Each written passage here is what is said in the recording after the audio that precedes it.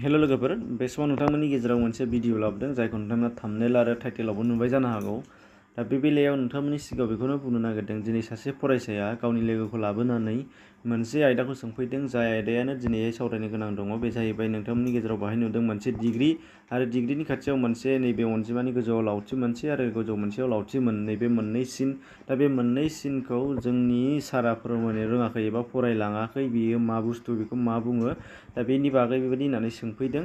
दा बिथांमोनखौ आं बुजायहरदों आरो आं मोनसे गोसोआव फैदों जे बेनि थाखाय मोनसे भिडिअ बानायजागोन नामा इउटुबावबो, जाहाथे गोबाङानो बेखौ सरासनस्रायै फ्राय मिथिनो मोननाय जाया। दा बेनि थाखाय नोंथांमोननि सिगाङाव बेखौ लाबोनाय जादों। आरो जायफोर नोंथांमोननि गेजेरावहाय मिथिखायो, नोंथाङा जुदि मिथिखायोबा नायाबाबो जागोन, आरो बिनिफ्राय जुदि साबसिन मिथियोबा नोंथांमोना गावबागावबो फोरमायना होनो हागोन ससियेल मिडियानि गेजेरजों, जाहाथे जोंनि खना खनला एबा जोंनि बेबायदि उन्दै उन्दै फरायसाफोरजों लोगोसे माखासे स्कुलनि मोखां नुयै मानसिफोर दङ, बिथांमोनाबो फरायनो गोनां जायो। दा बिथांमोनाबो मिथिनो मोनथों।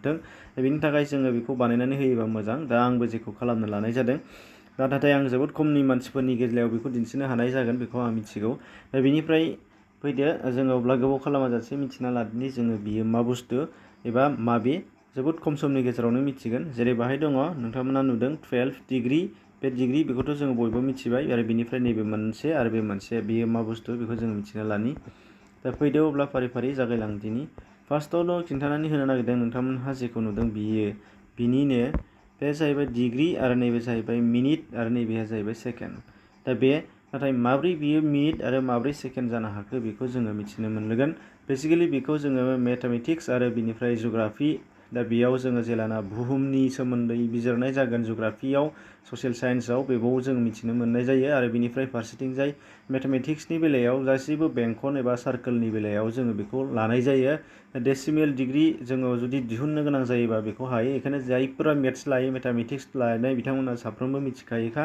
आरो बेनिफ्राय जायफोरा जुग्राफि लायो बिथांमोनाबो मिथिगौ। नाथाय जायफ्रा जुग्राफियाव मोजां लानो मोनाखै, ससियेल साइन्सआव मोजां फोरोंजानो मोनाखै, एबा मेथामेटिक्सआव मोजाङै फोरोंजानो मोनाखै, बिथांमोना बेखौ मिथिया। दानिया फैदो डिग्री आरो मिनिट आरो सेकेन्ड, बियो माब्रै जानो हागौ बेखौ नोंथांमोना बाहाय मोनसे नुनो मोननाय जादों, जेराव सार्कोलनि मोनसे डिग्री। दा बेयाव जोङो लानाय जागोन, नोंथांमोनहा नुनाय जादों जे मोनसे जोङो सार्कोल एबा बेंखनखौ जोङो 360 डिग्री जोङो लायो, जों बयबो मिथिगौ। बिनिनो 360आ 1निफ्राय स्टार्ट खालामनानै 360सिम लानानै से डिग्री, 1 डिग्री जानानै थांनाय जायो। नाथाय जेलाना 1 डिग्रीनिफ्राय खमसिन जायो, 1 डिग्रीनिफ्राय खमसिन जायो, अब्ला जखाया मा बेखौ फोरमायनो थाखाय जोङो मा खालामनाय जागोन, मिनिट आरो सेकेन्डखौ बाहायनाय जायो। दा मिनिट आरो सेकेन्डआ माब्लासिम माबेसिम बाहायजानाय जायो बेखौ जों मिथिना लादिनिलाय।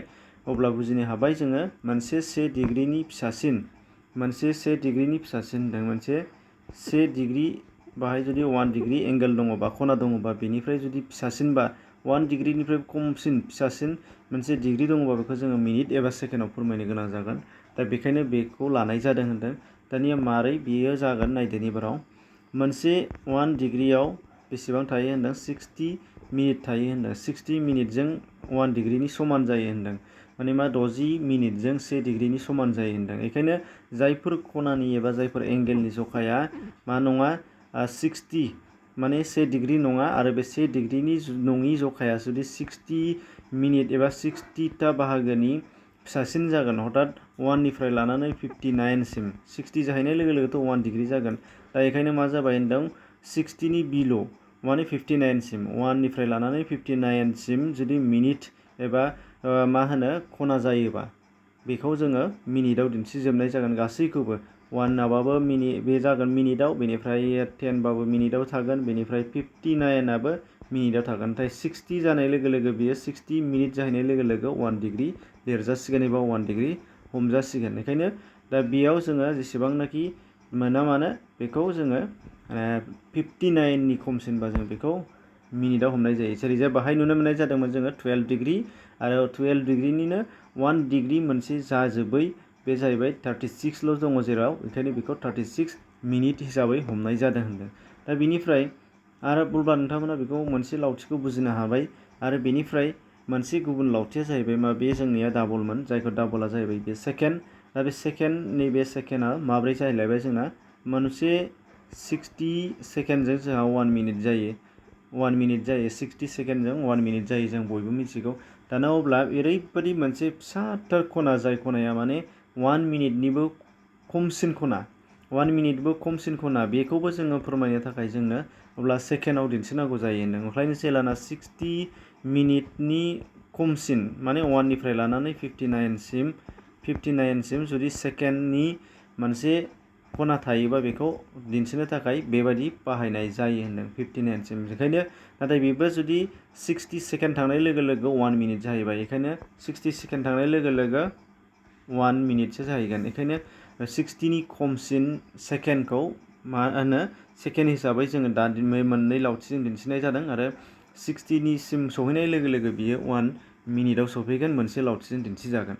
आरो बे मोनसे लावथि एबा मिनिटआ जुदि 60सिम सहैनाय लोगो लोगो बियो डिग्रियाव फैगोन अब्ला 1 डिग्रि जाफैगोन 1 डिग्रि हिसाबै दिन्थिजागोन। दा बेखायनो बेयोबो मोनसे दा अब्ला नैबे दहायनि सोंनायाव जेरैजाय दङ बाहाय मा नुनो मोननाय जाबाय 12 डिग्रि 36 मिनिट आरो 45 सेकेन्ड होनब्ला मा जाबाय 45आ 60 जानायमोनबा नैबे 36आ 37 मिनिट जाफैसिगौमोन सेकेन्डआ जोबगौमोन आरो बेनिफ्राय 36आ 60 मिनिट जाफैनायमोनबा बियो माबे नैबे 12 डिग्रिया 1 डिग्रि एड जानानै 13 डिग्रि जाफैगौमोन। दा बेबायदि हिसाब लानाय जायो। दा बे हिसाबैबा ओंखायनो नुनो मोननाय जागोन अब्ला 1 डिग्रि इजिकेल टु जोङो 60 मिनिट मोनबाय आरो बेनिफ्राय होमबा 1 मिनिट इजिकेल टु बेसेबां थागोन नोंथांमोना नायदो अब्ला 1 डिग्रिखौ 60जों डिभाइड खालामबानो जा मोनो बेनो जाहैगोन। आरो बेनिफ्राय मोनसेया जाहैबाय सेकेन्डआबो 1 सेकेन्डआव बेसेबां जोंहा मा दङ होननानै जोङोबा होमबा 60 इन्टु 60 मिनिट आरो 60 सेकेन्ड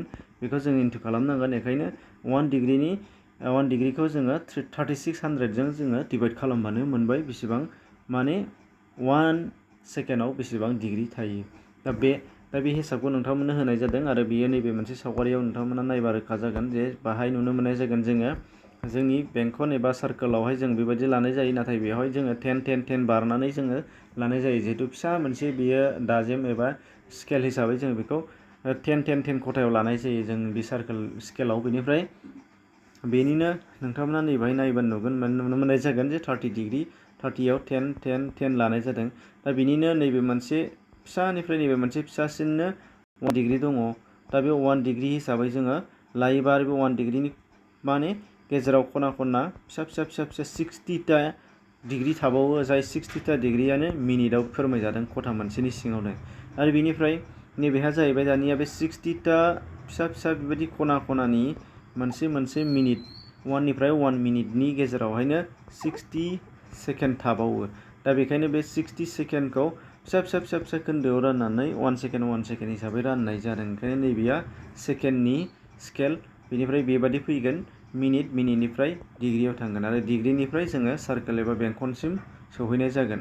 दा बेबादि डिग्रि हमनाय जायो होनदों। दा बेखायनो अब्ला मिथिनो हानाय जाबाय बेफोर गासैबो बुजिनायनि बाथ्राल'मोन नाथाय सिम्पोल खोथाया मामोन जोङो रिडिं खालामनायाव बबेबा मोनसे अनजिमा सानजिमा फरायनो गोनां जानायाव जुदि डिग्रि एबा खनानि जखा होनाय दङबा जोङो आरो बे जखाया बेबायदि थायोबा अब्ला जोङो डाइरेक्ट फरायनो हासिगोन होनबा 12 डिग्रि 36 मिनिट आरो 45 सेकेन्ड।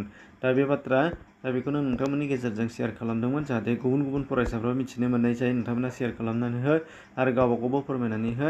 दा बेखौनो नोंथांमोनजों फोरमायनाय थाबाय। एसेनोसै गोजोनथों।